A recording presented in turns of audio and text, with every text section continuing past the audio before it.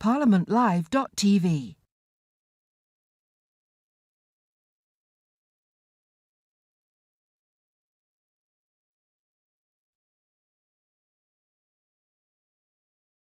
ParliamentLive.tv.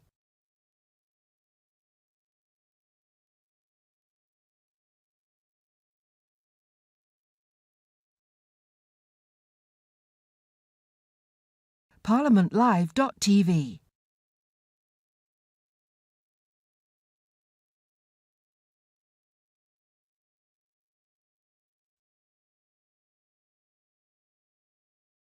ParliamentLive.tv.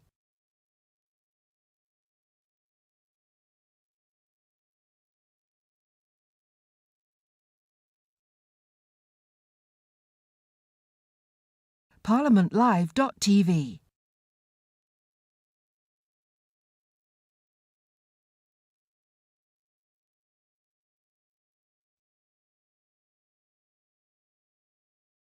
ParliamentLive.tv. ParliamentLive.tv.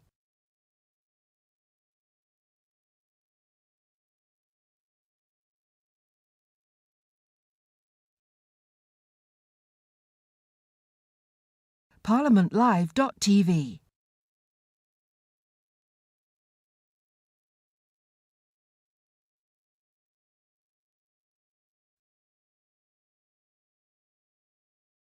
ParliamentLive.tv.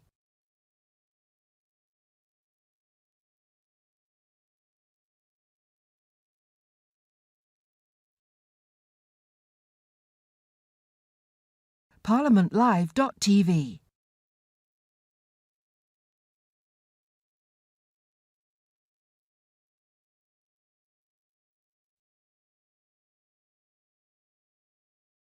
ParliamentLive.tv.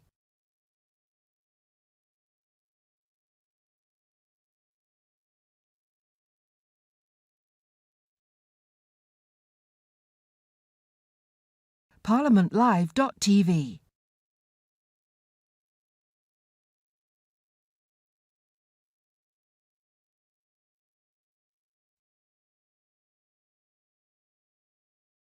ParliamentLive.tv.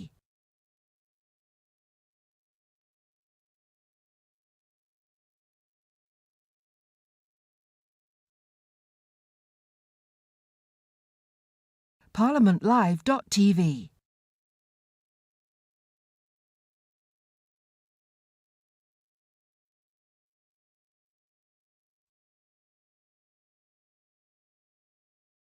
ParliamentLive.tv.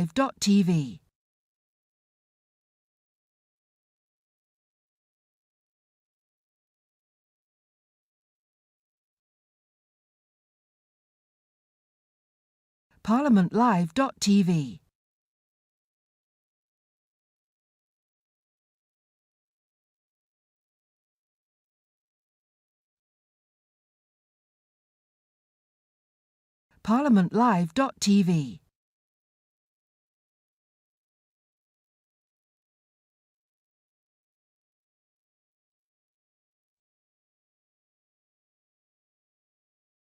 ParliamentLive.tv. Significant. But the majority of the impact from the 110 measures, the additional £20 billion a year of business investment, won't feed through until after the 5-year period. We think it's more likely to be over a decade that we'll see that £20 billion increase in business investment. So a lot of the measures I took were very long-term ones that will be both growth enhancing and debt reducing. Thank you. And on the debt question again, the characterisation that the Office for Budget Responsibility had of your fiscal rules yesterday was that they were the loosest of any of the 6 sets of fiscal rules that they've seen chancellors ask them to evaluate over their existence. So would you accept that your fiscal rules are the loosest of any chancellor since the Office for Budget Responsibility was set up? Well, I think they've also said that I've had the tightest public finances of any chancellor that they've ever assessed.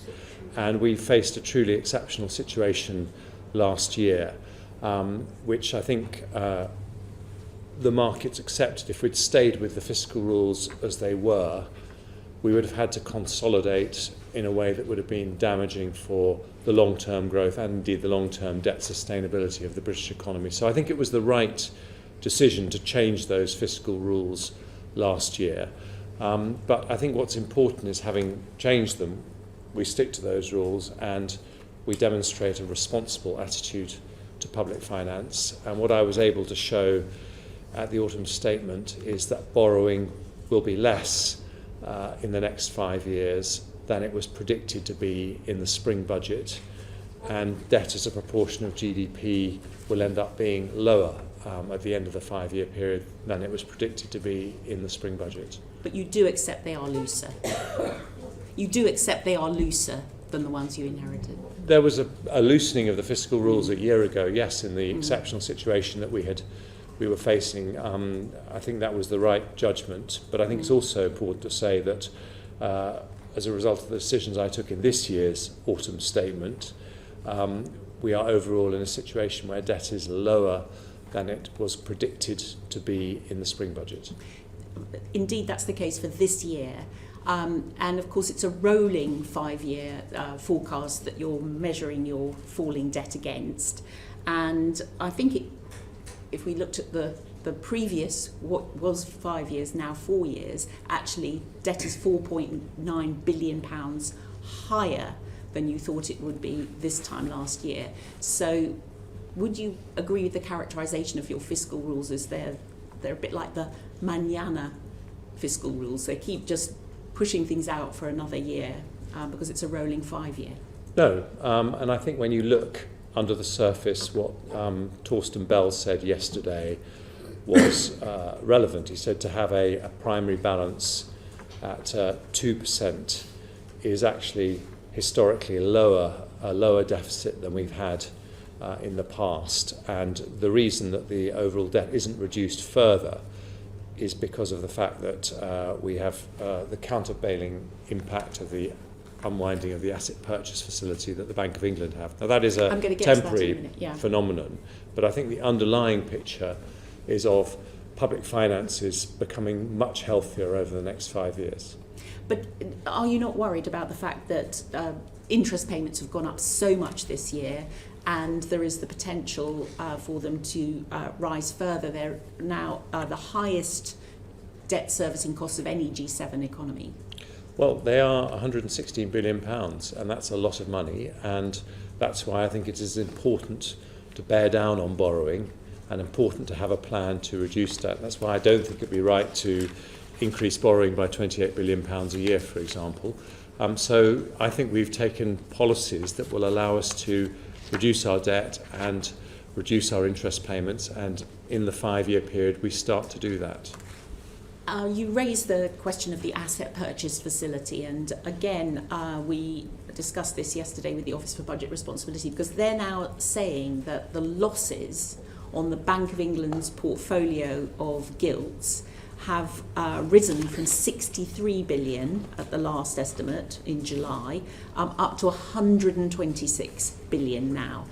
How does that factor into your thinking in terms of your ability to spend? That must have an impact in terms of your real world budgeting.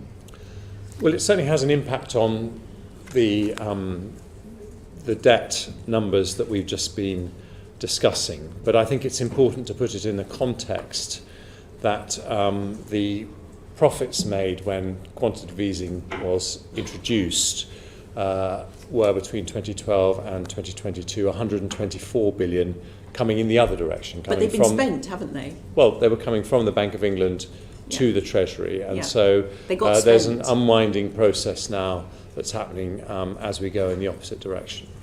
But you acknowledge that the money that came in has been spent, so the money that could potentially be losses, it could be a reduction in spending. Well, I acknowledge that the two items broadly so far has balanced each other out, yes. Right, okay. Chancellor, you and I both rebelled on the decision to reduce the international aid budget from 0.7 to 0.5. and the Minister of State at the Foreign Office was also a rebel in that. I believe that the previous Prime Minister, now Lord Cameron, our Foreign Secretary, also was concerned about that. The world has not got any more peaceful, any more resilient since that decision was taken. And yet I noticed that there are no provisions in the next 5 years to say that fiscal conditions allow and that you can return to 0.7. Is that your understanding of the situation?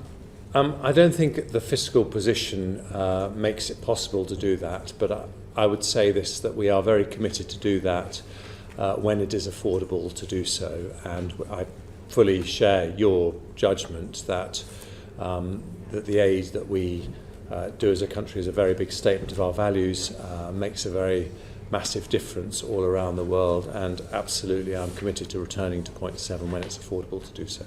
But you're saying that in the next 5 years it's not affordable to do so based on the plans that you've outlined in the autumn statement? I don't believe it's possible to budget for that in the figures, no.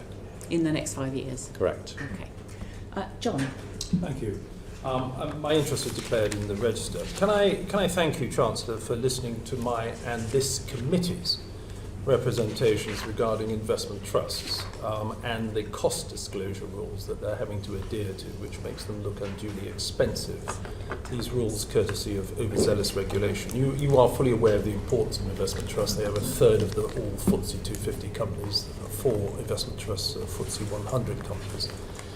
And this, because they look unduly expensive, this is putting off investment in areas like infrastructure, renewable energy, technology, areas that the government wants to encourage.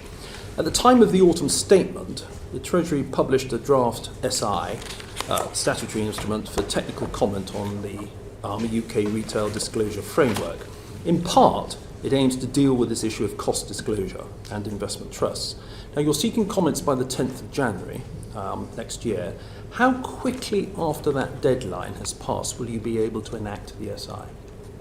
I can't give you an exact date, Mr. Barron, but can I first of all say that we recognise the urgency of this, and we will assess the responses that we've got to that consultation as quickly as we can, and we are committed to resolving the issues. It's a very, very important sector, worth £260 billion. I think we've made a lot of progress in terms of the draft regulations to replace the PRIPS regulations that we inherited from the EU, accepting Rachel Kent's report on the MiFID regulations, and we want to work at pace with the FCA to resolve this. Brilliant. I'm delighted to hear, because I mean you are fully aware that this sector has raised tens of billions, if not hundreds of billions of pounds for these sorts of sectors we've discussed that the country needs investment in over the last decade. I mean, when it comes to that priority, that urgency, the intention obviously behind it, the SI, is for when it comes to the UK retail disclosure framework, is to move it out of legislation over to the FCA rule book. One gets that. How quickly do you think the FCA is going to be ready to complete its consultation process for this move? And how is the Treasury applying a bit of gentle pressure? I know it's an independent regulator, but I know you have discussions at the same time.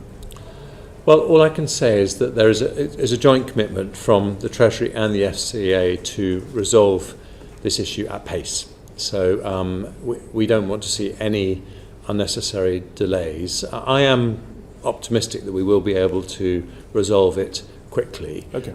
Even if I'm not able to give you an exact you can't date. give me a timetable. I understand that. Okay, that's fine. Thank you for that assurance. The FCA is also considering interim solutions to mitigate the impacts of the investment company sector, investment trusts, in the short term. They themselves have said this.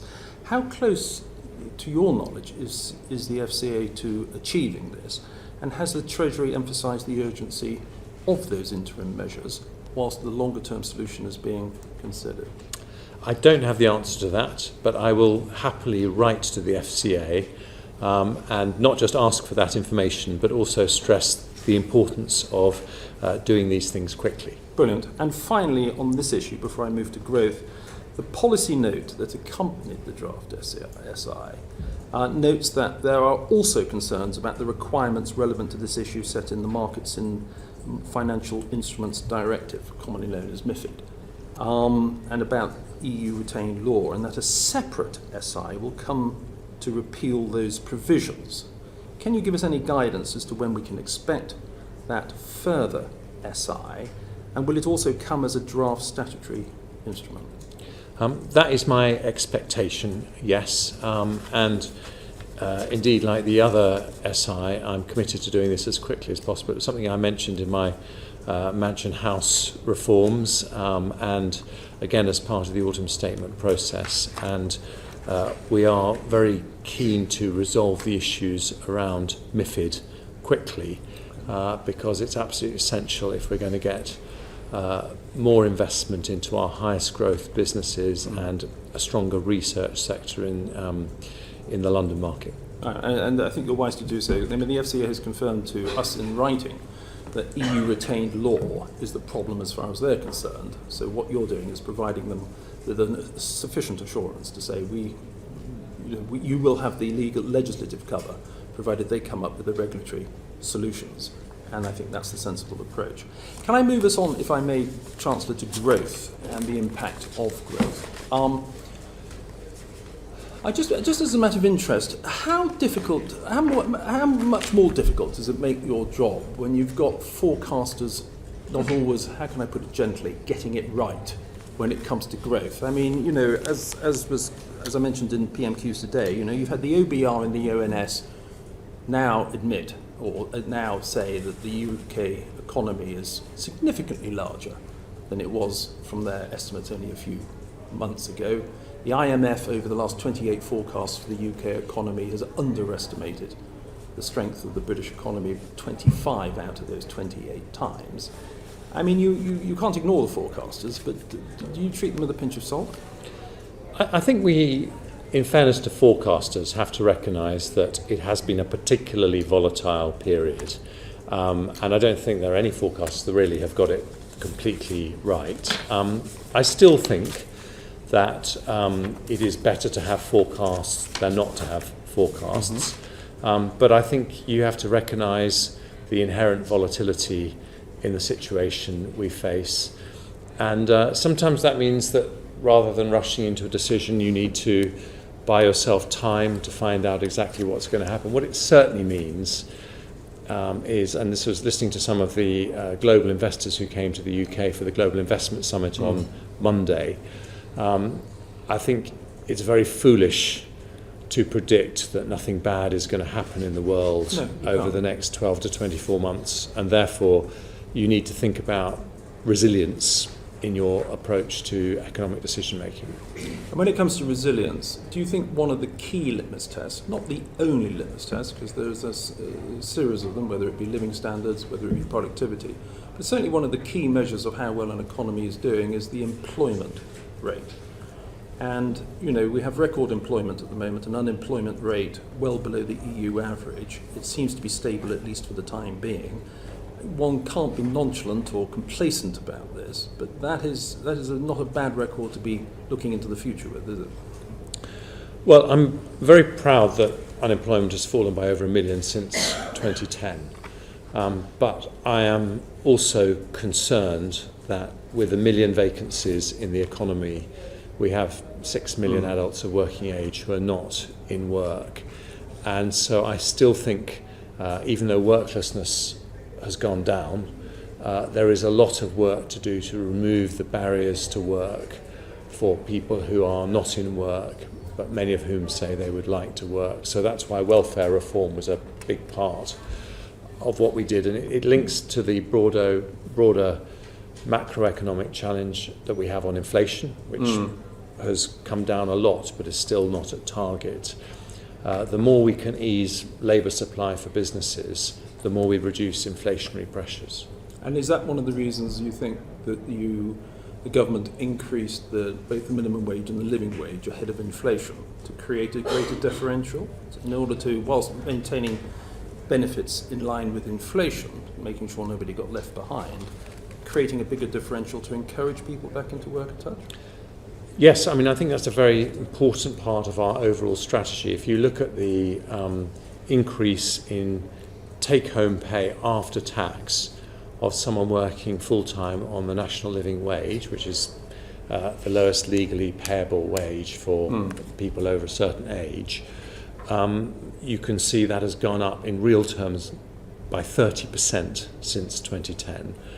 And I think that is very strongly connected to the fall in unemployment because, the OBR themselves confirm that the 2p cut in national insurance from 12% to 10% will lead to just under 100,000 more people, FTE equivalent, in the workforce, which is the equivalent to filling 1 in 10 of those vacancies. So it is absolutely central to our economic strategy.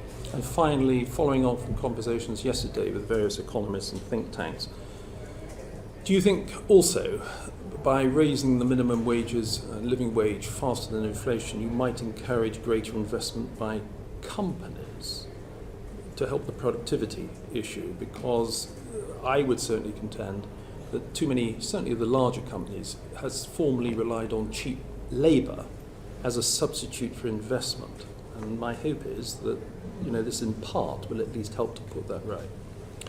Well, there is some evidence from some economists of that happening, and I think Torsten Bell was talking about that to the committee yesterday. What I would say is that at the very minimum, what happens when you increase the national living wage is that you make work worthwhile for more people, and most companies say the biggest constraint they have is not being able to recruit the staff they need to expand. So at a minimum it does that. But when you combine it with the other measures such as full expensing, which have given us the most attractive investment reliefs in the developed world, the intention is to give a massive boost to our investment and to our productivity. And that is not just about increasing GDP. I think I've had this discussion with the committee before about the importance of GDP per head and raising living standards for families. That in the end means more productivity, and the reason our productivity is lower than Germany, France or America is not because Brits don't work as hard, it's because we invest less as a proportion of our GDP, and that's what I hope we will change as a result of the autumn statement. Thank you very much. Thank you. Siobhan. Thank you, Chair. Chancellor, how stupid do you think the British people are? You raise taxes by the equivalent of 10p in national insurance and then cut national insurance by 2p. You refuse to raise the tax thresholds for 6 years. You and I both know that that people will be paying £1,200 more in tax as a result of your measures. Aren't people right that you've been gouging with one hand and giving crumbs back with the other? That is absolutely not what has been happening. I think it was absolutely right that we helped businesses through the pandemic, protecting 9 million jobs, meaning that we had one of the fastest recoveries from the pandemic of any large European country. And I think it was absolutely right, about £400 billion of support there, and about £100 billion of support in the cost of living crisis caused principally by the invasion of Ukraine. And I don't remember anyone on your side of Parliament or on mine saying that was the wrong thing to do, or indeed that was gouging. What they said, actually, we were right to step in and help families. But we're also honest with people that if you want to give that kind of level of support, then you have to pay for it. Now, what is different about the autumn statement is that having gone through a period where taxes had to go up in order to give that support, we're now in a position where, with inflation halved, with nearly every economic forecast increasing our growth rate, we are able to start to reduce the tax burden. Can I ask how much tax do you think it's reasonable for a police sergeant, a senior nurse or a deputy head teacher to pay? Well, as a result of the cuts to national insurance, an average teacher will get about £630 more next year. A nurse will be about £520, a police officer about £630 reduction. That is a step towards relieving the pressure, but I wouldn't say for a moment that they haven't seen, as Chancellor, everyone has seen, just let me finish, they haven't seen their taxes go up. I'm sorry, we get to be members of this committee and ask you questions rather than you tell us how long you're going to speak to us at.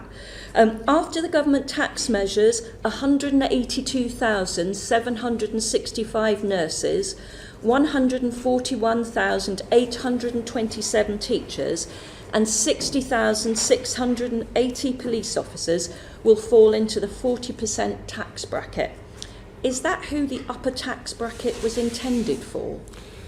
Well, one of the ways that we raised money, and by the way, all I was trying to do was answer your first question, so if you were kind enough to let me answer your questions, I will do my very best to do so. Now, you asked me about the freezing of tax thresholds, which I'm happy to talk about. It is true that one of the ways that we were able to fund that extra support for families during the pandemic and the cost of living crisis was by freezing tax thresholds. We then had a position in this autumn statement where it was possible to relieve tax pressure, and I took the choice to concentrate those efforts in areas that would grow the economy the most. And that was why Paul Johnson said yesterday that if you're going to reduce taxes, these were the right taxes to reduce. The national insurance cut that we were talking about means that you get about 100,000 more people, full-time equivalent, into the workforce. That helps growth. The business expensing increase in tax relief, full expensing, means that we will increase investment in the economy over the next 5 years. Well, let me finish. By the 14, people you intended to go into the upper tax rate. How do we pay for schools? How do we pay for hospitals? We pay for it through the wealth generated by the economy. Now, what the OBR said is that the full expensing measure will increase investment by about £14 billion over the next 5 years, which means more growth, more tax revenues, more money for schools and hospitals. Chancellor, could you remind me, who was it that said, if you put your hands into people's pockets and take money out of them, and they do not see visible improvements in the services they receive, they get very angry indeed. Our public services are crumbling, our rivers are full of sewage, 8 million people on NHS waiting lists, the highest since records began, and taxes at their highest since World War II. Do you think that the voters may be very, very angry by the time we get to the next election? Well, I think the voters are very realistic that Whose we have quote had. was that, by the way? Sorry. I'm very well. I hope you'll tell me. You. Right. Then it's a very wise comment, and I think voters are very realistic about the fact that we have been through a global shock with the pandemic and a global shock with the energy crisis, and they want to see improvements in public services, and that's why they welcome the fact that, for example, since 2010, crime has halved, excluding computer crime and fraud, which weren't measured in 2010, but violent crime, burglaries have halved, that school standards have risen to their highest ever, that we have more doctors and nurses in the NHS, although it's still struggling to recover post-pandemic. But absolutely, I want to see standards in public services going up. And when it comes to river pollution, that's why I'm very pleased this government has required the water companies to invest over £50 billion over the years ahead to clean up our rivers. I don't want to end on a bad note, so I wanted to. I know you wouldn't. So I want to congratulate you on a historic first. The first Parliament ever since records began where household disposable incomes actually fall.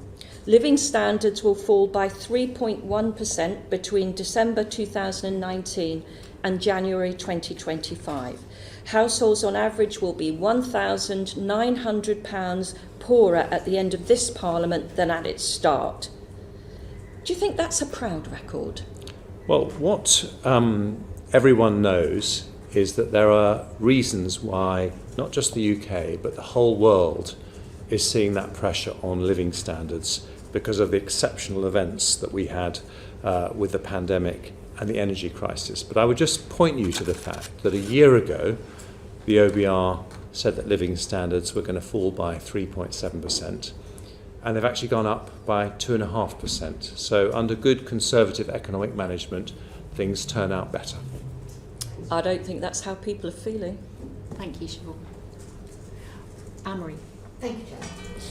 Chancellor, departmental spending. Now, we haven't obviously got the spending review, but the conclusion from the commentators and others is that departmental spending will ultimately fall by 19 billion. Is that accurate? Well, in real terms, departmental spending will be £85 billion higher in real terms at the end of the 5-year period we're looking at compared to the start of this Parliament. And that is 3.2% real terms increase every year this Parliament, and then in the following spending review a 1% real terms increase. So, can you explain to me why is it that the figures which are being put out in the media talk about this 19 billion cut? What are they talking about? What are the assumptions that are being made, which is what enables them, they believe, to put that figure out there? Because we have made a decision that public spending should grow at a lower rate than the growth in the economy. Because of the increase in the tax burden that's happened as a result of our support for the families that's obviously troubling Miss McDonough so much, we've decided that it is now time to grow public spending at a slower rate than the growth in the economy. So if you look at the difference between those two, you could say that was a £19 billion difference. But we are confident that if we improve the productivity of our public spending, which we think is entirely possible to do, we can make sure that that happens in a way that does not affect the services that matter to people. That's good to know, Chancellor. But productivity is a real challenge, getting productivity, efficiency. It has been nirvana for many of your predecessors. What is it you are going to say to each of the government departments as to the principles that you want them to apply to drive that productivity? Because clearly there are going to be some things that they deliver which are more crucial, certainly for frontline delivery of services, than others. So what is the guideline, what is the metric, and how are you going to manage it, which is a challenge, to make sure that that change is made in the right way without losing, which is clearly your ambition, the delivery of front-end services?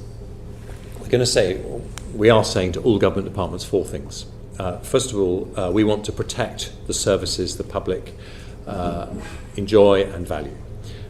Secondly, we want departments to look at how they can improve productivity by looking at time wasted on unnecessary admin. So initial work with the Home Office suggests that police officers waste 38 million hours every year. That's the equivalent of the time of 20,000 police officers filling out forms, redacting forms, processes that could be avoided, an average of about 8 hours per police officer per week. We think the numbers are probably very similar for doctors, nurses. We know that teachers spend more time not teaching than teaching. So we want to look at what we can do to reduce the unnecessary admin that our public servants face, which, by the way, they find as frustrating as we do. We also want to look at what can be done in the way of prevention. How could we spend money in the short term in a way that reduces the pressure on public services 2, 3, 4 years later? And there are many initiatives in the NHS at the moment on how we could take a smarter approach to prevention. And then finally, we want to see how we can use new technologies like AI, where the UK is a global leader. And is your expectation that that could be done without any statutory instruments, legislative change?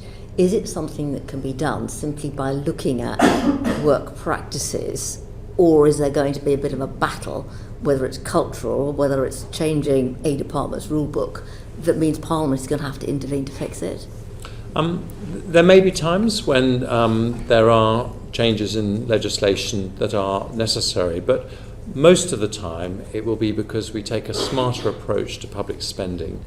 And that includes, by the way, the Treasury taking a smarter approach to public spending. I mean, too often when departments have come under pressure, the Treasury has said, well, you have to consume your own smoke, and then you'd find an IT project is cancelled or delayed when it's that IT project that could have improved productivity over the medium term. So we are all going to have to think differently in order to deliver those improvements in productivity. And how are you going to monitor that need to think differently and act differently? Because trying to change things, getting mental acceptance as well as the physical effect is very hard, and unless somebody is absolutely monitoring, watching, asking for regular reports, it won't happen. You're absolutely right. What gets measured gets done. So we have started this process when John Glenn was Chief Secretary of the Treasury. He started this process in October. Laura Trott is now carrying it on, and our intention is to complete this over the next 12 months in very good time for negotiating the next spending review, which will come into place from April 2025.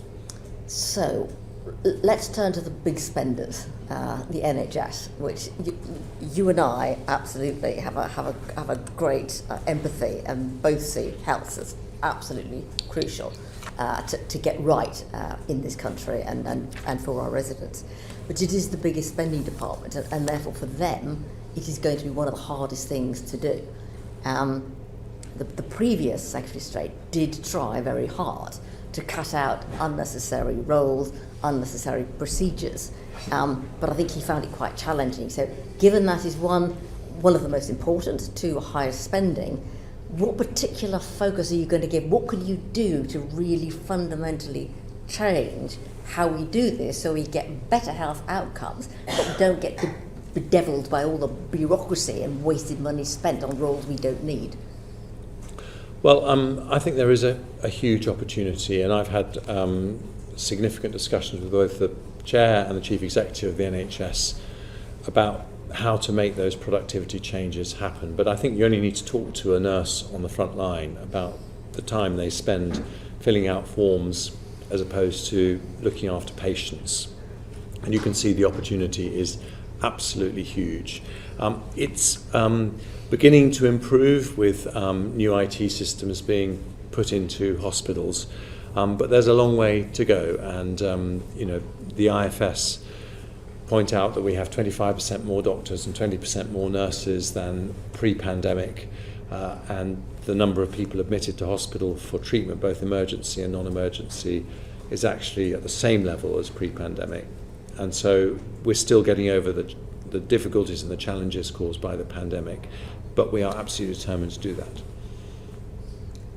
And Chancellor, given the circumstances we find ourselves in, are there any budget areas where you feel economically, politically, given the current crisis, I'm thinking perhaps defence, are there any which might be ring-fenced because for UK PLC they are just too important? I'm not suggesting they get let off the hook in terms of efficiencies, but if you like, the principle is adopted that this is so important for the nation that we will ring fence and make sure what we've promised will get done. Well, on defence, we already have a commitment to spend 2% of GDP, which is a NATO commitment, and because we will meet that commitment, defence spending will go up as GDP goes up. And in fact, we said we want to increase it to 2.5% of GDP when it's affordable to do so. So we are absolutely recognise the pressures. We recognise the pressures in health because of an ageing population and the long-term increase in demand, and indeed on the social care system. But I would say that you could find a very good reason for needing to sustain and improve the level of service received by the public in every area of public service. They're all important in different ways, but in every single one we need to be asking challenging questions about how to deliver more for less and to get better value for money for the taxpayer, particularly after a period of huge increases in investment in public services that we've seen over recent years caused by things like the pandemic. I think now what taxpayers want to see is real improvements in productivity so that they can be confident that every pound that's being spent on their behalf is being spent wisely. You will have one more question, if I may. There might be time at the end. All right. Drew. Thank you. Chancellor, you talked earlier about how you hope growth will pay for schools and other infrastructure in the future, leaving aside the fact that the analysis pretty much shows that growth is going to be stagnant or very, very low indeed. We're still being hit by very high interest rates, and yet you've decided to hold capital departmental spending flat in cash terms for an additional year, which the OBR says that means a public sector fixed capital formation falls as a share of GDP, now falls from 3.6% this year to 3.1% in 2029. That's a significant real terms cut. So do you agree that your investment plans risk future growth? No, and I think it's, if I may say, Mr. Henry, it's not a fair characterisation of what the OBR said. So they said that the measures that I announced I've just quoted it. Well, let me just explain the context. They said the measures that I announced in the spring budget and the autumn statement amount to a permanent increase in GDP of 0.5%. And the primary focus of the autumn statement, those 110 measures that the Chair talked about, are to increase business investment, private sector investment, by £20 billion a year. Public sector investment is a very important part of that, but my priority, by getting a £20 billion a year annual increase in investment, that is the long-term way. That, a lot of that will feed through after the 5-year period. It's still the right thing to do. Increasing the incentives for businesses to invest make a massive difference in the long run to the ability of the economy to generate wealth to pay for our public services. But even if you're right in that 5-year period, public sector investment is going to go down. It's a real terms cut. You haven't argued with that fact. By holding capital investment flat in cash terms, aren't you merely just storing up the need for even greater public investment in the future? Well, let me put that particular comment in context, because you're absolutely right. We had to take very difficult decisions over revenue spending and capital spending in the autumn statement. But in terms of capital spending, in the spending review of 2020, the Prime Minister, who was Chancellor at the time, announced the biggest ever increase in capital spending, 20% increase in capital spending. And so capital spending next year will be £30 billion higher in real terms than it was in 2019. So what you've had is a very big increase in capital spending in real terms, which I said in the autumn statement last year, I would protect in cash terms. I haven't been able to protect it in real terms, but I'm protecting it in cash terms. So the comments you're making are in the context of what has already been one of our biggest ever increases. The context is that it's reducing. Let's look at the public sector estate. It was recently hit by concerns over reinforced or autoclaved aerated concrete, or RAC as it's called. Have you looked at where funds will be needed in an ageing estate to improve the public sector estate for major works?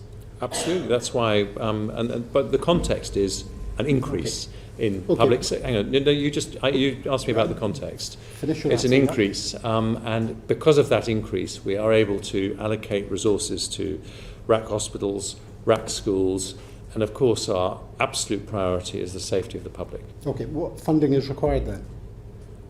Well, you said you'd looked at it, and you just gave me yes. your examples. So when the Department for Education writes to us and says we need this funding to deal with unsafe RAC schools. So you're saying there isn't an estimate of the amount at the moment? I'm very happy to write to you with what the Department for Education and the Department for Health have written to me about and asked. I don't have the numbers in front of me now. So you don't have the numbers, so you don't know what money will be required in order to... By definition, you won't know what money is going to be required to do that work. Well, what we know is that we have done a much more thorough survey of RAC schools than, for example, has happened in Scotland. So we have a much better picture of where the issues are, and we are funding schools that need to make the necessary repairs. And you don't know what that amount is, though. I don't have it in front of me, but I'm very happy to write to you with the details. But you would have thought with such a big decision and such a major issue that you would have those details in front of you just now, Chancellor. Let me switch very sorry I don't have them right in front of me now, but I will let you have them. Well, you might at least have taken them into context. But let's ask about climate change. Do you think climate change is going to require significant strengthening of public infrastructure? And if so, where does the current funding meet that? Well, I think it is going to need a big transformation in our infrastructure. And that is exactly what we've seen. So when Conservatives came to office in 2010, about 2% of our electricity came from renewable sources from memory. I think now it's about 40%. We have the biggest, the second biggest and the third biggest offshore wind farms in the world. There has been huge public investment in renewable energy, and we need that to continue. And so where is it? Where's the funding going to go in terms of that infrastructure? Well, it's going to go into CCUS, hydrogen, offshore wind farms. On Friday last week, we announced an extra fund of £960 million to catalyse investment, but we also have the Contracts for Difference programme, which is also attracting investment. Those are very, very big areas that you're talking about. How does that split? How does that split between the areas that you've just identified? Well, we've allocated just under £1 billion, and the... So, for example, how much of that is to CCUS? Yes, I was about to answer your question. The Energy Secretary will, in due course, announce what proportion of that will be going to different areas. But for CCUS in particular, as I think you know, there is a £20 billion commitment over the years ahead to invest in CCUS, and we are very confident that we are on track. And how much is going to nuclear? Well, on nuclear, I think in my first fiscal event, which was the autumn statement last year, I announced £900 million for Sizewell C, and we want 25% of our energy to come from nuclear by 2050. So we continue, at the moment, the principal piece of work that's been happening this year, apart from progressing the Sizewell investment, has been the competition for SMRs, which we're hoping will have concluded shortly, so that we can start to invest in SMRs as well as the larger nuclear power stations. Okay, and finally, how much is going to offshore wind, tidal and storage? Well, a large proportion has gone, and a large proportion will go, and we continue to have auctions, but we are the second largest generator of offshore wind energy in the world after China. How much are you investing in future, though? What's the split? I will tell the split of going forward. It's a combination. Yes, well, it's a proportion of the £960 million, and we will be proceeding early next year with the next auctions for offshore wind. And as I say, we've been more attractive in getting offshore wind investment off the ground in this country than anywhere in Europe, indeed anywhere in the world apart from China. Apart from the fact it's a relatively small amount. Thank you, Chair. Thank you, Drew. Danny. Thank you. Thank you, Chancellor, let me start by saying how encouraged and impressed I was by what you managed to achieve with the autumn statement, given where we were and the forecasts earlier in the year. It was very, very encouraging, particularly on the tax cut, and encouraged by what we're seeing on inflation, on the debt forecast. So congratulations. Can I ask you about a couple of other indicators though that are quite concerning? Unemployment is now rising, vacancies are falling in the economy. So what was a very tight labour market is now looking less so. Bankruptcies are up. There are people saying that we're already in recession and certainly predicting that we might be. What's your level of confidence that we're not looking at a recession in the coming months? Well, the OBR's judgment is that we won't have a recession next year. Of course, we want to do everything we can to avoid going into a recession. But you're absolutely right to say that growth is currently subdued, and indeed unemployment has started to go up slightly, and that is because the Bank of England has rightly put interest rates up in order to remove high inflation from the system. And that is a very difficult choice, but it's the right choice, because we know in the end that sustainable growth over the long run is not possible if you have high inflation. And so this year and next, as we bring inflation down to target, we will see lower growth because of that. But when we brought inflation down to target, the IMF say that growth here will be faster than France, Germany or Italy. So I think the long-term prognosis is much more encouraging. Thank you. You mentioned earlier GDP per head, which is encouraging, and it's, I think, really important that we always remember that that's the indicator that matters most, and our chronic long-term productivity challenges. And I agree with you that an underlying cause of that is low investment over many years, and I'm very much support what the government's doing to address that. But another factor that drives our GDP per head and our productivity down is our high rates of immigration. Do you agree with that? And do you think that having well over 600,000 last year, 700,000 net migrants into the country, many of them on low wages, depresses productivity and growth per head? I agree with you that immigration is too high, and I also think that it is wrong for businesses to be filling their vacancies with people from overseas when we've got people here at home who are not working, who would be better off if they were working. And so I think there's a big transition we need to make, so that we are increasing the employment rate in the economy of people who are here, and reducing the 6 million adults of working age who are not in work. And there are lots of things that we need to do to make that happen, but they are all linked to the ability to bring down migration to sustainable levels without damaging the economy. One of them is the childcare measures that I announced in the budget, which will make it easier for parents to go back to work. Then the measures that we announced for long-term sick and disabled, which is it's about £2.5 billion we're going to spend over the next 5 years to break down the barriers for them. And the third group, which is the long-term unemployed people who don't have a sickness or disability. We still have 300,000 people who've been out of work for more than a year, despite not having any illness or disability, and there being nearly 1 million vacancies in the economy. So that is what we need to address. Yeah.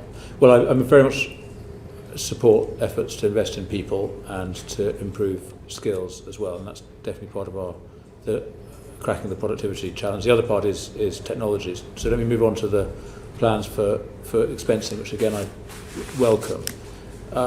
We need to get more private sector investment, and rewarding investment in machinery is very, very welcome. Do you think that companies are going to really feel the value of the full expensing when they're also facing a significant increase in corporation tax? Do you expect their experience to be one of relief, even if it might direct investment in the right direction? Do you think companies are going to thank you for it? I think companies were unusually very positive about the Chancellor's announcement after the autumn statement. The CBI said that full expensing was a game changer that would fire up the economy, and they recognised that. They said before the autumn statement, it was the single most transformative thing I could do, because I think there's widespread agreement that we have the most innovative economy in Europe. We have a tech sector that's double the size of Germany, 3 times the size of France. We're the life science centre of Europe, film and TV centre of Europe. We have incredible strengths in the innovation industries of the future, but we still have productivity that is lower than Germany, America and France. So if we could sort out that productivity, we would be unstoppable. And that is very closely linked to business investment. It's about 2% of GDP lower here than in countries like France, Germany and America. So corporation tax headline rate is still the lowest in the G7, but I think this... Not as low as it should have been if you become leader. Well, I've changed my views on that. I used to think that what mattered more than anything was the headline rate of corporation tax, which, as I say, is still lower than our large economy competitors. But I think what we've done is reduce the effective rate of corporation tax with an investment relief, which will be more effective at encouraging investment than a reduction in the headline rate would have been. Okay, but it's only for certain parts, certain companies, isn't it? So only certain forms of investment. Can you just explain to me the decision not to apply it to all forms of investment? And indeed, related to that, I think it's £1 million allowance is being brought forward. That'll predominantly benefit larger businesses. Do you think you could have done more to stimulate investment and support startups, which, as you say, is the future of our economy in the tech sectors? We need to support all types of business. Yeah. So for startups, we announced that we're extending the EIS and SEIS and VCT schemes for another 10 years from 2025. That has probably been the single biggest measure that has made us the startup capital of Europe when it comes to high growth, high tech businesses. And so we want to do lots of things. The Mansion House reforms on pension funds are also designed to make a big difference when it comes to their ability to raise capital. But we are very specifically wanting to make sure that larger businesses that make decisions which can have a huge impact on investment levels in the economy are incentivised to do that in the UK. And we now have a more attractive business investment regime than any of the large countries who out-invest us. And that is the way that we think we will catch up. Okay. Oh, sorry, I think my colleague... if I may just add one thing, Yes. Mr. Kruger, and Chair, to the Chancellor's comment. As the Chancellor explains, it's targeted at those largest, most capital-intensive firms, the permanent full expensing measure. But it also builds on the decision the Chancellor, you asked about small business, the Chancellor took last autumn to set the annual investment allowance at £1 million, which means that 99% of all businesses, those smaller businesses, already receive, up to that £1 million, the same benefits as full expensing. Yes. 100% tax relief on their qualifying plant and machinery investment. Okay. And just thank you, that's very helpful. And to either of you, I mean, one of the problems we've got in our economy is there's major emphasis on debt finance, you know, compared particularly with the US. We don't seem to generate enough equity finance, particularly for startup businesses. Is there anything in the package that encourages more equity investment? Well, certainly the extension of the EIS and SEIS schemes for startups will make a very big difference. And I think that's one of the most generous schemes of its kind in the world. But more broadly, I completely agree with you. I think the Mansion House reforms are designed to increase the amount of capital going into unlisted private growth companies in the way that successfully happens for Australian and Canadian pension funds. And I think if we can do that, we can dramatically increase the flow of capital, which will increase the use of equity finance. Okay, very good. Have I got time for one last question, Chair? Very quick question, quick answer. Are you content with the just totally jumping onto another topic, content with the rate of QT and the bank's decision to unwind in the way it is? Bearing in mind they're selling these bonds at a great loss, and that loss is being borne by the Treasury and by the taxpayer, and ultimately you have to sign off these sales. They're not an independent bank in respect to QT. So are you content with what they're doing, given that? Well, I do have to indemnify the bank in order to make it possible, but it is a tool that is exercised independently as part of their array of tools on monetary policy. And so it isn't appropriate for me to comment on, just as I wouldn't comment on whether it's right or wrong to raise or lower interest rates. It wouldn't be appropriate for me to comment but on you that. do have to approve it. I have to indemnify the bank to make it possible, but having done that, it is then their decision as to the extent to which they do QE or QT. I think in every... Okay, I'll leave it there. Thanks, Chancellor. Thank you. Thank you, Danny. And just on the question about full expensing, William, is there information the Treasury is seeing that's not yet in the public domain that shows that full expensing is working so effectively that it's worth making permanent? Chair, if the Chancellor's talked about the kind of combined effect of his growth measures and their long-run impact on business investment at the 10-year horizon. What the OBR have actually done specifically on full expensing is assess that its impact on business investment is broadly 3 billion. No, I meant in the time it's been in place, so full expensing's been in place this fiscal year, have you started to see that that's had a really positive impact, and that's something that will be disclosed? Sure, maybe I could help you on that one, because I think there is some evidence actually, because I introduced it on a temporary basis at the start of this year, but the precursor was the then Chancellor, now Prime Minister, doing the super deduction in 2019. Since then, we have had the fastest growth in investment of any G7 economy since the super deduction was announced. But the super deduction was 130 pence. Yes, but it's a kind of precursor. It was the first time we put in place an investment incentive.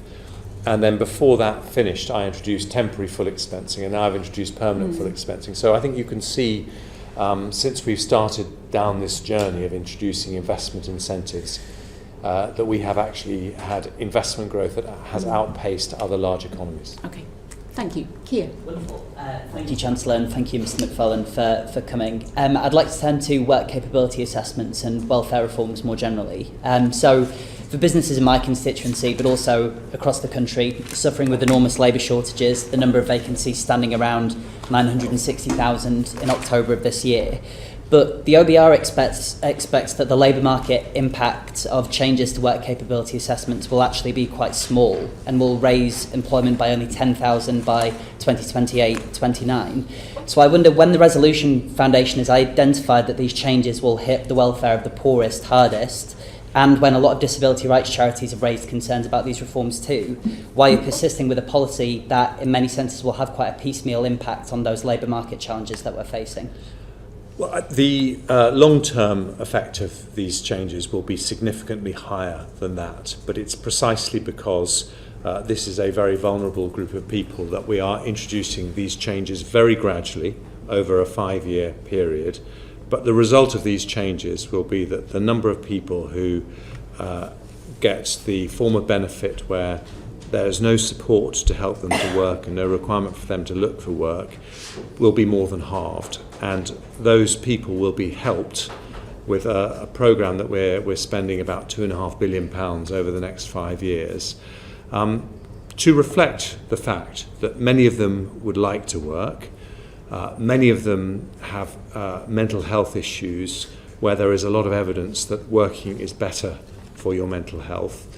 And many of them with mobility issues will be able to do work from home in a way that wouldn't have been possible before. So reflecting all those changes, I think the overall impact of the welfare reforms that we've announced, the OBR says 50,000 in total, of which the WCA is a proportion, but we think the long-term impact will be very significant. See, I question perhaps some of those underlying assumptions about when we know from the existing labour pool that people with disabilities are not more likely to be home workers than the general labour force. But in any case, I'd be interested to ask you about the challenges that are quite well documented that we know a lot of people with disabilities face with the DWP, whether that's being judged as being fit to work when they're not and being sanctioned as a result. And I do have concerns that if these failings repeat themselves under the new changes to work capability assessments, we might end up in a situation where people with disabilities may have their benefits stopped altogether. And I just wondered if you could kind of put yourself in the shoes of somebody who might fall into that unfortunate predicament. What would you do if that ended up happening when you'd already faced a stone wall from the DWP on many other occasions? Well, I would hope that we have a system that is compassionate to people with disabilities, but also fair to taxpayers. And I think my starting point, if I can explain it this way to you, Mr. Mather, is that at the moment, around 100,000 people every year are being classified as too ill or sufficiently disabled that they shouldn't be helped to find work, and they shouldn't be required to look for work. 100,000 people a year. I think that is a shocking waste of potential, and I don't believe it is good for the individuals involved, many of whom would like to work. And so I think we have to find a better way. and these measures are designed to give people support to help them get back into the world of work. About 500,000 people are going to get additional mental health support, including 100,000 people with the severest mental health issues. We're going to extend the universal support programme to 200,000 people. We are spending hard cash to do this because we think that it is better for them and also better for society and better for the economy. So is it your view that the existing reforms to work capability assessments as they stand build sufficient safeguards into the system that will ensure that people who aren't able to work aren't wrongly classified as such and then have their benefits stopped when we do have evidence of that currently occurring under the existing regime? That is my judgment, but I also know that Mel Stride, the DWP Secretary, is monitoring these things very closely, and he wants to make sure absolutely that we give the right kind of support to people when they need it. Okay, and can I turn next to business rates, please? Paul Johnson described the rollover of business rates relief as no way to make policy, and the IFS's official response to the autumn statement argued that the uncertainty about whether reliefs really are temporary or are likely to be permanent makes it difficult for businesses to plan for the future. Do you feel that this kind of culture of unstable rollover, does it necessitate the case for a more comprehensive reform of business rates overall, in your view? We have introduced a very big reform of business rates a year ago at the autumn statement, which was a big request from business. We are transitioning to a new system of business rates, to new valuations, and we gave businesses a £12.5 billion cut to business rates, which was an average of about 10% for every business in the country, in order to make sure that the transition was effective. I agree with Paul Johnson in principle, but I think there are times where you have to make an exception, and one of those times was the pandemic, where particularly retail, hospitality and leisure were very badly affected, and business rates was one of the immediate ways that we could stop many of those businesses going bust. And I think coming out of that is a process that you go on, and I think it was right in the autumn statement to roll it on for one more year. And not to have a kind of over a longer time scale, because I agree that the circumstances were exceptional, but they don't remain exceptional in the same way. But if this is going to become a new reality of small businesses needing that sort of support, is it not better to have a comprehensive and longer lasting interpretation of how long to extend the relief for? I think we've shown in the autumn statement that we understand that the need to move away from temporary relief. So, we're not extending the energy price guarantee at its low level beyond April, but we are introducing other support for families with cost of living pressures, for example, by increasing benefits by double the rate of next year's predicted inflation, or increasing pensions by triple the rate of next year's predicted inflation. And those are permanent increases to people's income. And I think that in the long run, you do need to transition out of temporary support, but you need to make a judgment as to the rate at which you do that. Okay, and just on the... Do I have much time left? You do. Oh, wonderful. I was wondering on the question of high streets as well. I mean, I've seen from the closure of the branch of Wilko in my own constituency that kind of, irrespective of the rhetoric we've seen from successive Conservative governments over the levelling up agenda, it seems that high streets in kind of northern towns like mine in Selby seem to be particularly hard hit by the economic headwinds that we're facing. I wonder whether these reforms or extensions to business rates relief, in your view, offer enough to those kind of brick and mortar businesses as opposed to the kind of online retailers which increasingly take greater kind of shares of the market in which they operate. Well, I think we want to help all businesses. So we spoke to the Federation of Small Businesses, and they said that the number one thing that we could do to help all small businesses was to take measures to end the scourge of late payments. So we've said that anyone getting contracts from the government must pay their suppliers, their subcontractors, promptly, as the government pays them promptly.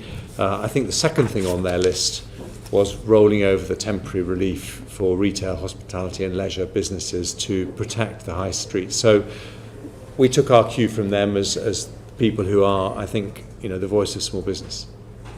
And just as a final question, and to build on the point that Anne-Marie made earlier around defence spending, the Defence Secretary has consistently reminded us that we must kind of keep Ukraine and the situation there at the absolute forefront of their minds, and I agree. But in this context, why was there no kind of 2024 military funding or action plan for Ukraine contained within the autumn statement? Well, we made very big commitments to Ukraine, 2.3 billion last year, 2.3 billion this year in direct support, then, support for the Ukrainian economy through World Bank loans. And so we continue to keep under review our support for Ukraine. But the Defence Secretary is absolutely right.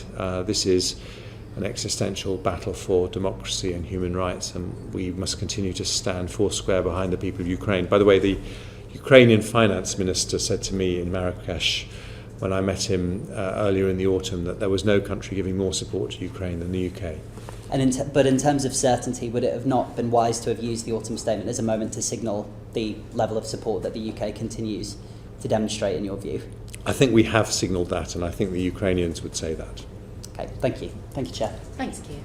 Angela. Thank you very much. I'm a bit concerned about the gap between rhetoric and reality in your autumn statement, Chancellor. You said taxes were down, but they're up, aren't they?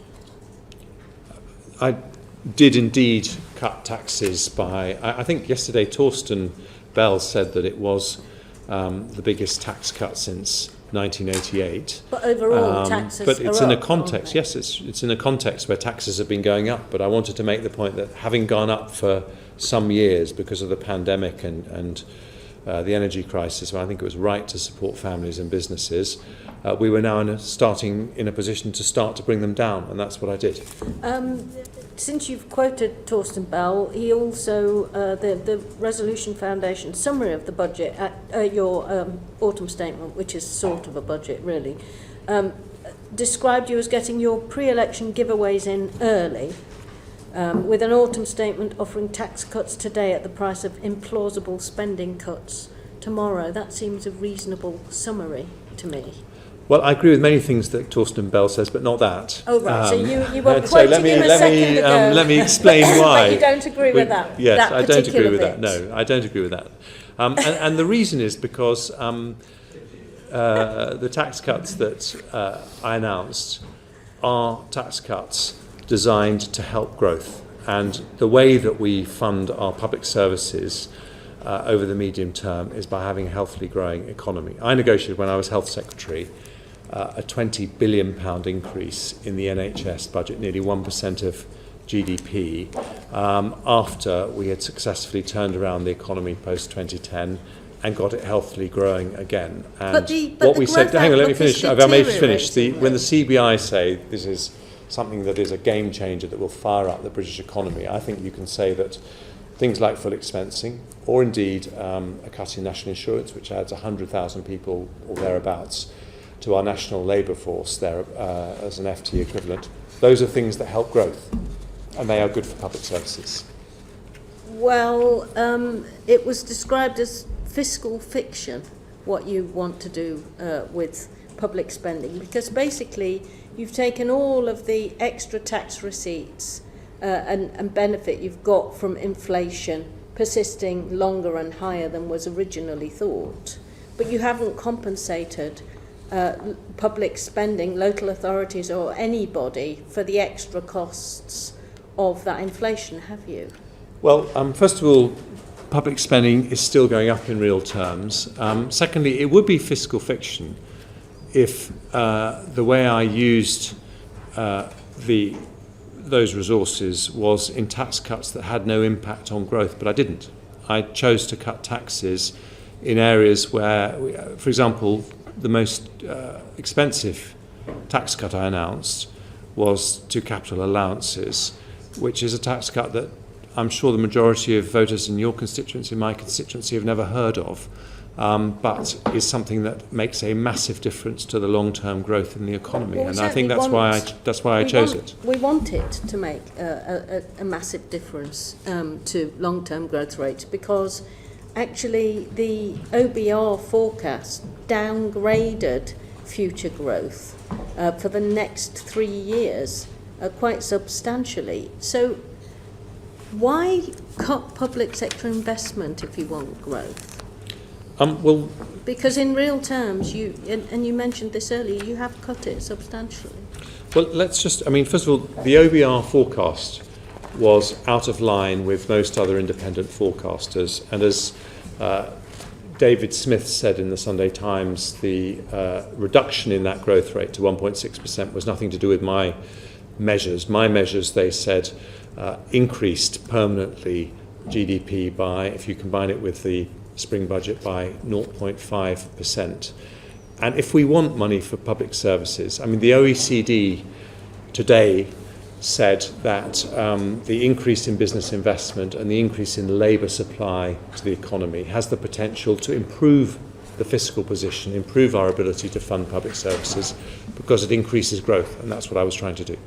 Well, time will tell, but I would have thought that given the desire and the absolute requirement to reach net zero and to transform a lot of our infrastructure, which I'll come on to soon, we need a proper partnership between public sector capital investment and private sector, and yet you've signalled to the private sector, just as you want them to invest more after the chaos of the last few years, that you're not going to put your money where your mouth is in terms of public sector investment. Well, that's not what the private sector has said. The private sector has said that the business investment reliefs, which are now the most generous of any large economy anywhere, are a game changer and will really encourage investment going forward. And I think clean energy is a sector where it's very visible to see that we've already made a lot of progress over the last decade, but we need more to happen because we have to double the amount of electricity we generate by 2050, and these measures will make it easier to attract private investment, and that was the very strong message we had from investors from all over the world who came to the Global Investment Summit on Monday. This is the worst Parliament on record for growth in household disposable income, isn't it? 3.5% fall between the last election in 2019 and the coming one, whenever that is next year. I don't know whether you want to announce when that might be today, but we know it's sometime next year. This is the Parliament where we had a once-in-a-century pandemic and a 1970s-style oil shock. So what the government will be judged on is, do we put in place the policies that allow us to grow out of those absolute catastrophes for households in this country and also around the world. And every single major forecaster has upgraded their forecasts for the UK economy this year compared to where we were a year ago. But the Bank what I of would England say is the says long-term there's a prospects 50-50 chance of a recession next year, the Bank of England's forecast. That's what they're saying now. What they said a year ago is we were going to have the longest recession in 100 years. So there is a big improvement in the outlook for the UK economy. A year ago, the OBR believed that the economy would contract by 1.4%. Now they think this year it's going to grow by 0.6%. That's a 2% difference. So there's been a big improvement in the outlook for the British economy. But what I would say to you, Dame Angela, is that I want our long-term growth rate to be higher than the 1.6% that the OBR are talking about within the 5 years. And that's why I announced those 110 measures to increase business investment by about £20 billion a year. And when those feed through, I believe it will be significantly higher. Okay, well, let's look at your measures on infrastructure investment. Sir John Armitt, your own infrastructure advisor, told the Financial Times last week that private industry won't fund the tunnels HS2 needs to get the final 4.5 miles to Euston, and dismissed the idea that public-private partnership behind the Battersea redevelopment is a comparable model to apply. With no provision in your statement for the London leg of HS2, what's going to happen? Well, I've had very encouraging conversations with organisations like Lend-Lease about the Euston development, and in fact they've made proposals in the past as to how it would be entirely possible to fund those changes through private sector investment. But what I would say is that Sir John Armitt made some very wise recommendations about how we can boost investment in infrastructure through the National Infrastructure Commission, and we published our response to his recommendations, and we're accepting the vast majority of them. You've set out how your reforms aim to make UK infrastructure more attractive to outside investors by making the planning process faster. But many of us who know how our local planning authorities work know that there isn't enough resource, nor are there enough planning inspectors available to make the system work even at a reasonable level. So the delays are ridiculous. But you've cut funding to local authorities in real terms, essentially, to pay for your tax cuts. How is that going to help solve the planning problems? Well, you're absolutely right that planning departments need more resources, and that's why having talked to lots of businesses, they said that they would be very happy to pay higher fees for their planning applications if they knew they were going to get a prompt response. So we're introducing a new service which allows local authorities to charge the cost of processing an application at cost so that they can get extra resources in, but they are then obliged to deliver the answer within the statutory framework, and if they don't, they have to give the money back and process the application free of charge. So we're directly addressing that issue. That will mean that they can put more resources into their planning department, which I agree with you, we urgently need. And the shortage of planning inspectors, that's not going to be solved overnight? Well, do you have plans it's to help not going to be that? solved overnight, but what I announced in the autumn statement will mean a significant increase in the funding going into planning departments. That means they can process those large business planning applications much more quickly. We also we're going to reduce, as a result of that, the average time it takes to process a large planning application to 2.5 years, and we're going to reduce 90% of the delay in access to the national grid. So taken together, those measures have been strongly welcomed by the clean energy industry as one of the single biggest things that we could do to speed up their investment in infrastructure. Can you confirm to the committee that you decided in your autumn statement to spend 96% of the extra money that the headroom that you got from changes to the forecasts on tax cuts, be it for in NICs and full expensing and other things, well, leaving yourself very little fiscal headroom to meet your rules? First of all, the headroom to debt falling has doubled compared to the spring budget.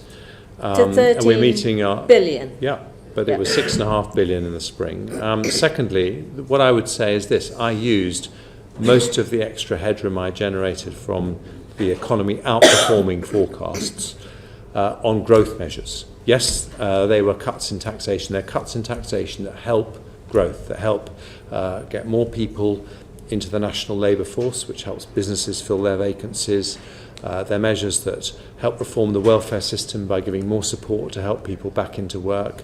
They're measures that help stimulate business investment by giving us the most attractive capital allowances, business investment tax regime in the world. Yes, and I don't apologise for that. It was the right thing to do, because if we want to fund our public services, then we need to be a dynamic, lightly regulated, low-tax economy. So half of your fiscal headroom is that assumption that is always in the budget documents, that the fuel duty escalator is going to be applied. So are you going to be doing that? Because if you don't apply the fuel duty escalator, your headroom is halved back to where it was in March.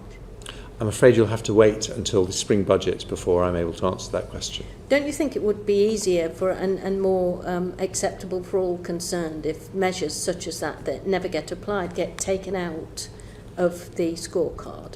Well, if they are a permanent measure, then they should be described as such, but that is something that is not a permanent measure. I was very pleased we were able to roll it over this year, and we will look at that decision again in the run-up to the spring budget. Thank you. Thank you, Angela. I believe that we have a bit of time for a second chance for some colleagues. So, Danny. Thanks very much. I just want to talk briefly about regional spending and growth. It's very encouraging that you've been able to double the investment in investment zones, and I feel very jealous of the local leaders in the combined authorities with their single funding settlements and so on. I feel jealous on behalf of Wiltshire. All these places claim to be the new headquarters of advanced manufacturing. That seems to be the thing that attracts your support. Wiltshire's an amazing centre of advanced manufacturing and agri-tech and all sorts of other innovations, but it's just one little local authority. What are we doing as a government to support growth at a more local level than these large combined authorities, and particularly in rural areas? Well, the first thing I would say is that there is a very conscious strategy to spread growth more evenly from prosperous parts of the country to less prosperous parts of the country. And since we started the Levelling Up agenda, more than 2/3 of new jobs have been created outside London and the South East. And I think that's a good thing. It's good for social stability, but it's actually good for the economy, because if you look at one of the reasons why our productivity has been held back, it is because there's a much bigger difference in, for example, the productivity of the Manchester and London economies than there is between the economies of Lyon and Paris. And we need to address that. But we should never underestimate the growth potential of counties like Wiltshire, or indeed counties like Surrey. And one of the things that we've decided to do, Michael Gove and I together, is to wind up the LEPs and to give that responsibility back to upper tier authorities, because we think they are in a better position to promote economic growth, mainly because they have control over things like planning. So a lot of economic growth is related to planning decisions, and we think it's important that we align incentives. So I'm in favour of more devolution and more responsibility and accountability for economic growth. They don't have enough control over planning because the inspectors apply crazy rules that override local authorities' wishes and local communities' wishes, but that's a question for another day and another Secretary of State perhaps. One thing they do control is their budgets that they receive from you, but they are required, naturally and appropriately, to finance the social care requirements, particularly of elderly people. 60% of the Wiltshire local authority budget goes on adult social care. I appreciate and support and welcome the investment that you have made, another £3 billion most recently, into social care, so I think there's important support coming, but fundamentally the system as a whole doesn't work, and we were elected on a manifesto commitment to reform that. What can we do to reassure our constituents that we are going to fix the deep structural challenges in social care, not least so that local authorities can have some more money to spend on other things? Well, thank you for mentioning what I announced at the autumn statement. I mean, I felt that when I secured a big funding increase for the NHS in 2018, I wanted to do it for social care as well, and I was not able to do so because I moved to a different job. And so when I became Chancellor, it was unfinished business, and in fact the increase, it was £2.8 billion increase from where they were before this year, and going up to £4.7 billion next year, which I think is something, it's a 25% plus increase in the core adult social care budget, so it's a big increase. But with that additional funding needs to come reform, and I very much hope that is something we will see, and it's something that I hope I can work with the new Health Secretary on to deliver, because I agree with you, it's an area where we need to see more integration with the NHS and indeed more reform. Health and Social Care Secretary. Indeed. Yes. Thank you. Andrew. Yeah. Thank you. I wanted to ask you about tax avoidance and HMRC funding, Chancellor. HMRC has been allocated £163 million to manage and settle their debts. HMRC have had outstanding tax debts for a number of years now, with the latest data showing that this stood at £45.9 billion in March. So why are you only giving them additional funding now? I think just to use our favourite word, Mr. Henry, the context of this is that the tax gap in this country is much lower than most of our international comparator countries. But in every fiscal event that I've done, I've prioritised giving extra resources to HMRC because I think it's absolutely fundamental that people pay the taxes that they're owed. So when it came to COVID fraud, we've had 1,000 people at HMRC working on this, and they've, I think, raised they've got 1.6 billion pounds back. And I think we've had 81 arrests and there are 50 criminal cases being undergone. But I've always we allocated more resources to tackling this issue at this spring budget, and I will continue to do so whenever HMRC make a good case. I think a lot of people would suggest that there's still a lot to be done, and that's actually a bit of a drop in the ocean. But let's just move. You talked about allocating additional resources to HMRC. No additional resources have been provided for either HMRC's compliance or customer service functions. HMRC recently told us that the department's struggling to meet its customer service targets, basic stuff such as answering the phone and dealing with correspondence. And this is in part due to fiscal drag, which you'll know all about, bringing more people into the tax system. So why did you choose not to increase HMRC's funding for these functions? I actually had discussions with the head of HMRC about their failure to meet customer service targets, and my understanding is that they are actually on track to meet those targets, even if they're not meeting them now. But I'm it's very. Not what they've told us recently.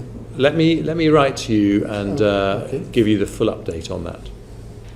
Okay, full context, I should say. Let me ask you then: has HMRC outlined any risks to you on the correct collection of taxes, including how it helps HMRC's customers from its lack of resources? What I think I can assure you is that when I've had requests from HMRC to increase the number of people that they need to tackle taxes that should be paid that aren't being paid, we have responded very sympathetically. But the question I'm asking you is about resources for dealing with people are trying to contact HMRC. Yes. Are you as Chancellor content for more people not to be able to get in touch with HMRC either by phone or letter? No, and I've had a discussion with the head of HMRC about that, and he has assured me that they have plans in place that will improve the quality of customer service. And yet you've applied no additional resource to these functions? Well, my understanding is that they will be able to meet their customer service targets with the resources they have. You're not concerned then about HMRC's ability to collect taxes without additional funding then? I've given them extra resources to help them collect more taxes. Not in these areas, Chancellor. In terms of customer service, that is their service to customers who are contacting HMRC about their tax bill, and there I believe that they are on track to improve their customer service. I don't think that's a question of resource. I think that the management of that service is improving.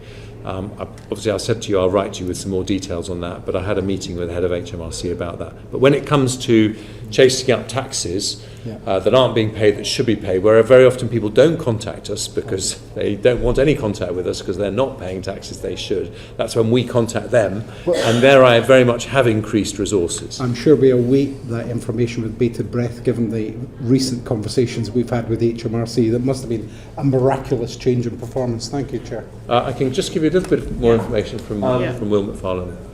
You've mainly exchanged on resources, but just to the Chancellor's previous point about public sector efficiency and productivity, we've also announced in this autumn statement the government's plans to remove the threshold for high-income employees to submit a self-assessment tax return. So this is one of the points about individuals being in HMRC processes when they don't need to be, because they don't need to go through self-assessment. There was previously an income trigger to enter self-assessment. The government is streamlining that, and that's just one of the ways, not with additional resources, but trying to improve the customer interface between HMRC and the taxpayer. Thank you. Thank you so much. And I think colleagues have got a couple more, and then I've got a few final ones myself. Dame Angela. Thank you very much. The Equality Act suggests that all government pronouncements should have a gender a statement on the effect on women of the policy, but there's no gender analysis of the budget. Why is that? Well, all the measures in the budget are checked as they are required to be under the law for equality's impact, including the impact on women. And when it comes to individual policies that I approve, I sign off that I have noted the equality's impact of individual policies. But might it not help debate and understanding of what can sometimes be quite technical areas, but that can have a very important impact on women if there was actually a gender analysis published with your budget papers? Sounds like you've got one in there somewhere, you've just not published it. We assess, as we're required to, the equality's impact of every individual measure. So there's a very thorough process, and it's not just women, it's for all protected groups of protected characteristics. So that process does happen. It would be nice if it could be more transparent. And talking about that, in your own distribution analysis, which you did publish, you grouped together all the policy announcements since the 2022 autumn statement. Why did you pick that particular year? I note that it shows that the distributional analysis from 2022 is helps those in lower income deciles, but actually the announcements you've made in this fiscal event are the other way around. They give more to those who are higher up the income decile. Well, I think that's a logical place to start when you're talking about a group of fiscal events, because that's when the pandemic was over, and that's when we started a new chapter in terms of our economic programme. In terms of the measures I announced a week ago at the autumn statement, the point I would make is that the bulk of our effort is to help people on low incomes. The biggest single change, the increase in the national living wage, has a huge impact on people being paid the lowest legally payable wage if they're above a certain age, and that I think will make a big difference. And the national insurance cut combines focuses its effort on people on. Which obviously national insurance isn't paid always by those who are on lower. No, and incomes. for people who are below £12,570, we had an increase in benefits at double next year's predicted inflation. State pension is going up by nearly 3 times next year's predicted inflation. Well, if it's so local good, housing allowance is £800 to... Why didn't you publish a distribution analysis of the autumn statement then, rather than take it back to year zero, which seems to be 2022? Because I would like the impact of my decisions to be taken in the round over a group of fiscal events, because I think that's a fairer reflection of my record and this government's record. And Siobhan? They're kind of very interesting comments, Chancellor, because if we look at a group of women particularly finding it difficult financially, lone mothers. The Women's Budget Group suggests that the national insurance changes for lone mothers will benefit them by £76 a year, contributions compared to £248 a year for a lone father and £437 a year for a dual parent household. So perhaps analysis might inform you as much as the rest of us.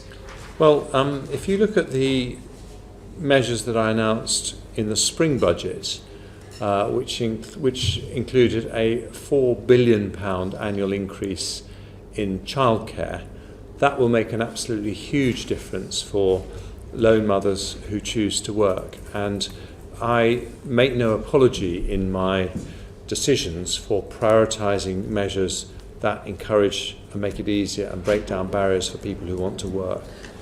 I think there is still challenge about whether those childcare measures will actually be able to be implemented given the age profile and the state of the childcare sector. But clearly loan mothers are not doing as well as other groups in terms of the national insurance changes you've made. And you seem to have become a fan of Torsten Bell. They're all fans of Torsten. It's a bit of a surprise the Chancellor is such a fan, but perhaps... Without always agreeing with him, I have to say. Yeah, perhaps you would like to think about one of his quotes that you didn't mention today, which was about the impact of the national insurance, the disparities between those on the highest and lowest incomes. Those in the richest fifth of households will be £1,000 better off on average in 2027-28 from these changes, much higher than those in the lowest fifth, who look set to gain just £200. I will happily reflect on that if you will reflect on what Torsten Bell said in the spring budget about my plans. No, I'm answering your question. I'm not asking you a question. I said I will happily reflect on that if you will reflect on what he said about the decision to pay people on universal credit, childcare in advance, to enable them to look for work, which they had not been able to do previously because it was paid in arrears, which will have a particular impact on loan mothers. I find it absolutely amazing that you would want to be praised for paying childcare in advance to people who are on universal credit, when surely it was mad to think you could be able to pay childcare in arrears in the first place. Well, to quote Mr. Hendry's favourite word, I was just giving you the context of Torsten Bell's overall comments on the measures that I've taken. Yeah, it would take somebody who didn't know a great deal to introduce that in universal credit in the first place. I'm going to move things slightly on, and I promise I'm not going to quote Torsten Bell in this section. But I'm going to wrap up with a few things that colleagues haven't raised, but I think will be of interest. The first one was to echo on behalf of Wiltshire experiencing adult social care pressures. Worcestershire also flagged that to me, as well as the home to school transport pressures in a large rural area. I am assuming the local government settlement announcement will come this side of Christmas, will it, Chancellor? That is the normal practice. It's obviously in the end for Michael Gove to confirm when the precise date is. But conversations are ongoing between your teams and his? Correct. Okay. It's not going to be as late as next February, because it wasn't till February this year, was it? I can't give you the exact date, but you know, discussions are ongoing. Okay, thank you. On the subject of dates, we note that the temporary 5p off the price of fuel expires next March the 23rd. Can we infer from your comments today that you don't like temporary reliefs, that's just going to be allowed to lapse, or can we infer that we might have a budget before that date? I don't like temporary reliefs. I think and it's something that is permanent should be described as permanent. That is a temporary relief, and we will make a decision on that when we have the spring budget, the date for which has not been decided. It hasn't been decided, but it's likely to be before March the 23rd. Are we incorrect in suspecting that? I'm afraid I can't tell you anything about the date of the next budget because it genuinely has not been decided. Okay. On the subject of simplification of the tax system, as you know, this committee has a strong view that it was a mistake to have abolished the Office for Simplification. We acknowledge that you've simplified a few things in your time as Chancellor, for example, the pension lifetime allowance, some NICS measures at this budget. But do you accept there's still a lot of work to be done in terms of simplification of the tax system, the sort of high marginal tax rates there are at various points on the income scale, the cliff edges that exist that are going to be capturing more and more people as time goes by and incomes grow faster than inflation again? So what are your thoughts on simplification generally, Chancellor? It's something that I always try to practice in every fiscal event that I'm responsible for. And I think I have done some major simplifications, as you generously commented on, and I would hope to continue in that vein. I agree with you, by the way, there is lots more simplification we need to do. There is some really perverse I accept